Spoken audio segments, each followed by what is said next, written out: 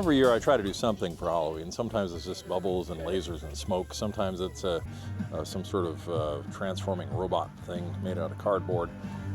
And I've been playing with this idea for a couple years. I haven't executed it until this year.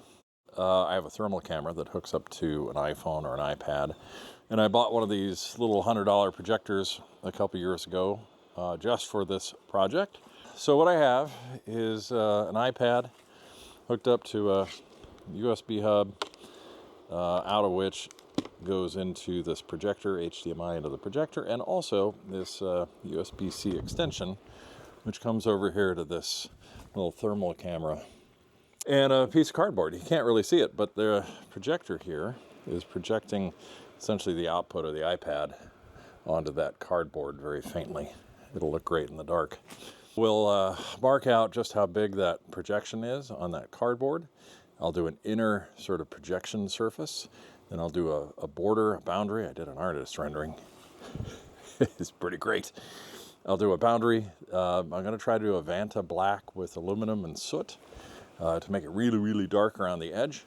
And then the final back, bottom, behind layer is going to be just crumpled tinfoil and LEDs to give it sort of a ephemeral, sort of spooky look. And now I will scientifically mark out where I can see the borders here. I think it's up there. I think it's down there. I think it's here. I think it's there-ish. So I did some tests. On the left here is just crumpled up aluminum with spray paint. The middle is flat aluminum with kerosene lamp soot. And over on the right is crumpled up aluminum foil with kerosene lamp soot.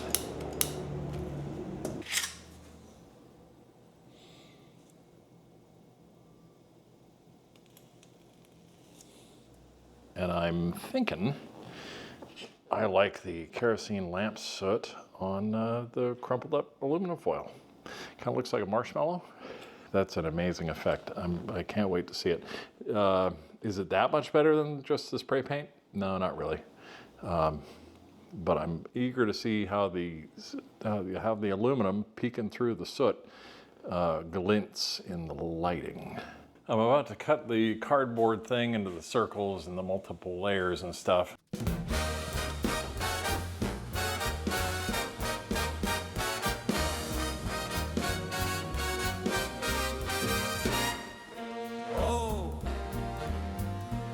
Interdimensional portal just appeared. I don't know what it does, but it's here. We can see ourselves in it. It's a door to an alternate universe. A door to an alternate universe. It looks so pretty, but don't touch it. Don't touch it. It's so cool. I've got the tinfoil crumpled up and sort of mocked out on there. I'm going to move that over to the table, affix it with some of the Super 77, and then get to work on carbonizing it.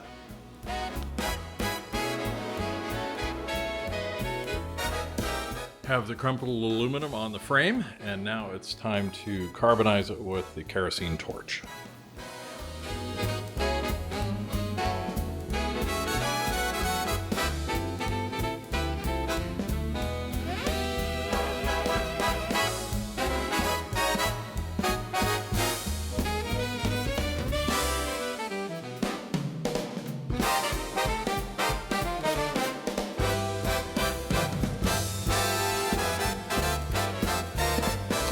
The ring is carbonized. Now I'm gonna take care of the background piece and get the projector surface set up and figure out how to hang it.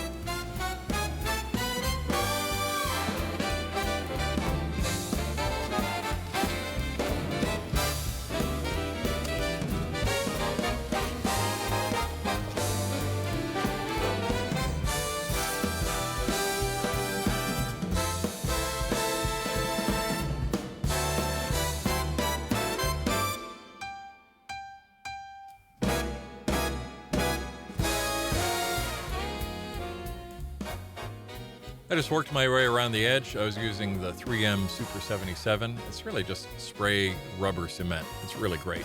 And as I worked my way around, I curled up the edge to both prevent spill on the ground and on the house, but also to direct more light towards the person standing in front of it. Then just some 2x4 spacers and my favorite glue, hot glue, and some black gaffer tape to create a blackout region on the inner ring and get it ready for spray paint. And away we go. It's working out great. I have the back with the spacers and the center part where the protection surface is going to be. I'm going to paint that. Over against the wall is the black smoke ring, which I think is really going to pop nice. Let's get this white down in the middle, and then we're going to frost the outer part with black to create a vignette, and then we'll lay in the LEDs and put the smoke ring on top. Yeah, here we go.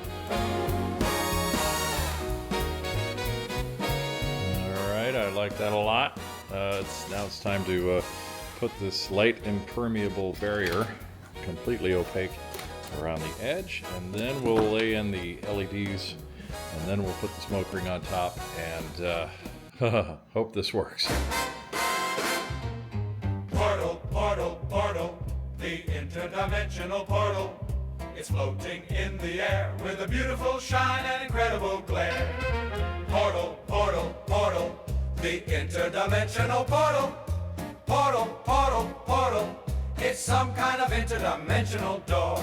We can see ourselves in there, a big pretty floating magical mirror. And here are all the components arranged. You got the 3 sawhorses. They're pre-frosted thanks to a prior painting project.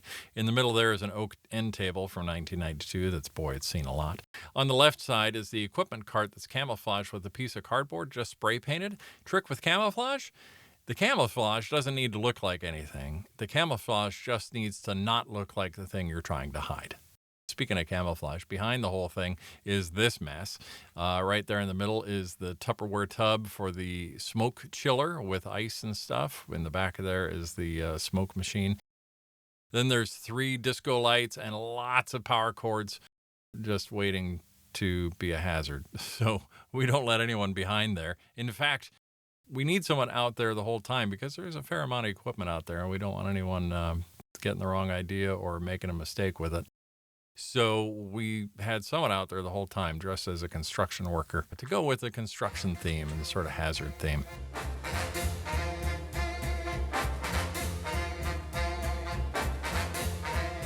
The darker the night got, the cooler everything looked. I also added a black floodlight there, and you'll see the fluorescent green and yellows really pop when people walk in front of it.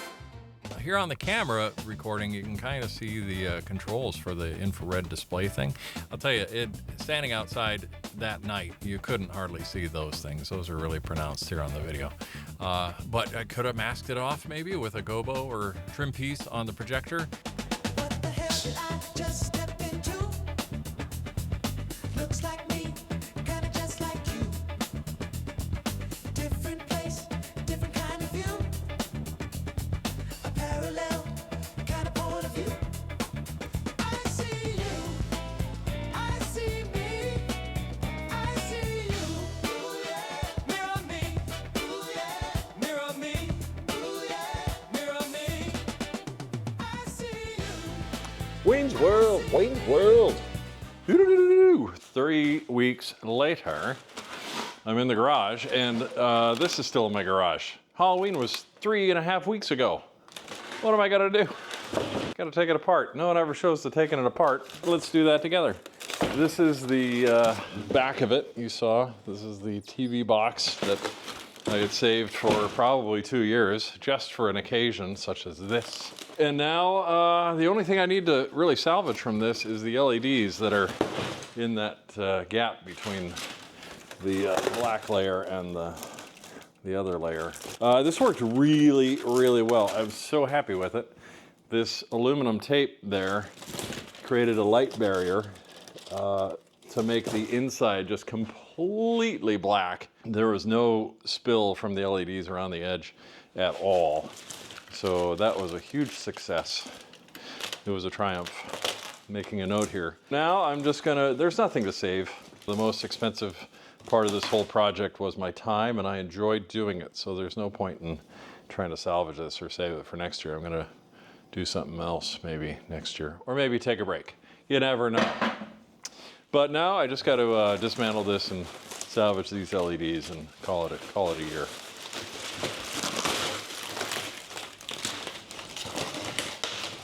Oh, this doggone soot is so messy. Soot, so messy.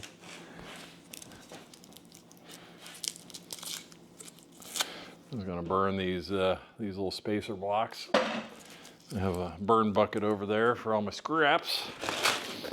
But Scott, those scraps are perfectly good. Why don't you save them? Well, Johnny, it's because I already have 2 or 3 buckets of perfectly good scraps already. I don't need any more. So I'm just gonna fold this soot-covered thing right like so. I'm not going to talk to anyone about what sort of flavor crystals might exist in this soot-covered tinfoil.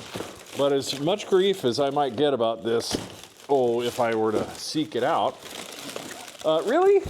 Doesn't the neighbor down the way who drives that diesel truck cause more of a problem than my little Halloween project? I would think so. And as for recycling this tinfoil, oh, you mean the alumina?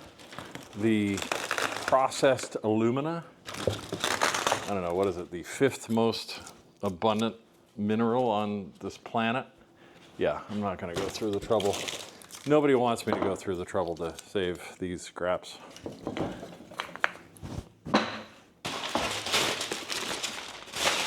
This spray painted tinfoil, super effective.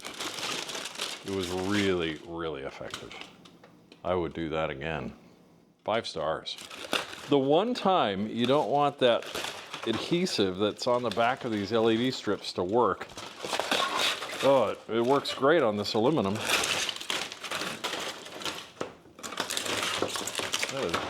It's really, really sticky. It comes off in this strip of adhesive, foamy adhesive. That's fine. You can buy. I actually have another roll of this stuff downstairs. So this stuff peels right off, and it leaves a nice smooth.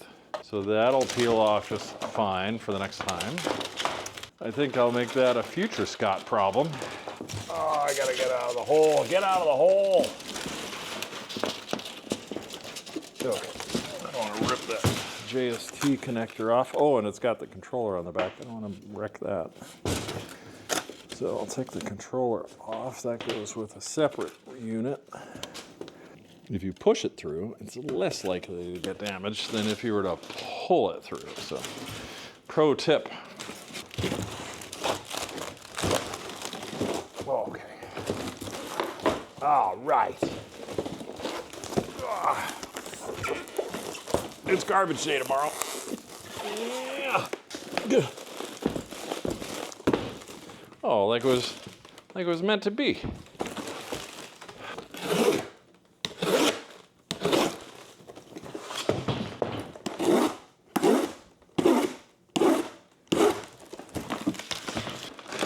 Okay. That is more manageable. The only thing that we're saving is the LED strips right here and the little control unit that goes with the remote control for it. I'm gonna roll this back up on the spool. Save your spools. It's funny, I think this probably is a mold from an audio magnetic tape. It's funny how we can reuse industrial processes from other things from the past. There we go. Oh yeah, like it was meant to be.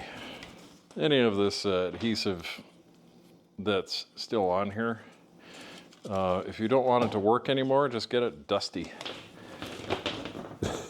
Just literally rub it all over something that has a bunch of dust on it and it won't stick to anything ever again. Pro tip. Because I don't want to spend the time of trying to get that off right now. I might not ever use this LED strip ever again. But it's a fine strip. It was a fine strip. No reason to throw it away.